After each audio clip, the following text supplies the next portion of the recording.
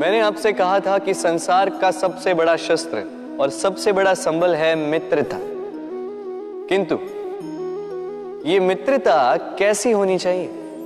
मित्रता होनी चाहिए दूध में मिले जल की भांति। कैसे?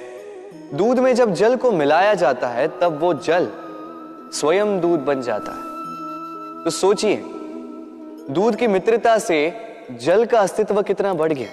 किंतु ये कथा यहीं समाप्त नहीं होती। जब दूध को गर्म किया जाता है तब जल अपनी मित्रता निभाता है। जल स्वयं पहले इसका ताप लेता है, स्वयं के अस्तित्व को भाप बनाकर जला देता है और दूध को बचा लेता है। फिर उसके पश्चात अपने मित्र के जाने से दूध में उबाल आता है। वो पात्र से निकलकर बहने लगता है और वो शांत केवल तभी होता है जब उसमें थोड़ा जल मिला दिया जाता है। अर्थात मित्रता वो जो मित्र के अस्तित्व का विस्तार कर दे।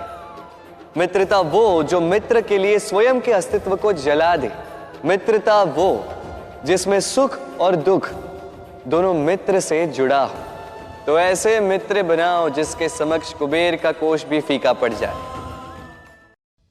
भूल और मनुष्य, इन दोनों का संबंध कुछ वैसा है जैसा पंख और चिड़िया का, जैसा धारा और नदिया का। यदि भूल मनुष्य के स्वभाव का इतना महत्वपूर्ण अंग है तो आप सोचिए, इस पर लज्जा क्यों?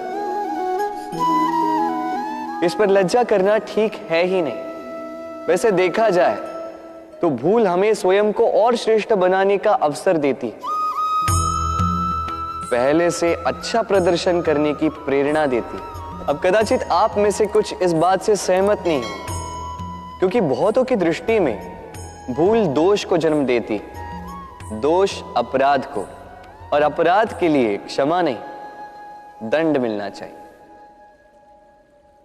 किंतु क्या आपने कभी सोचा है कि ऐसा क्यों होता है?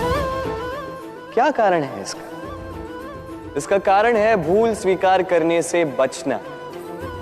यदि आप कोई भूल करोगे और उसे स्वीकारोगे नहीं तो वो भूल दोष में बदल जाएगी और वो दोष अपराध। तो साहस रखिए, अपनी भूल को स्वीकार करना अपनी भूल को सुधारने की दिशा में सबसे पहला कदम होता है।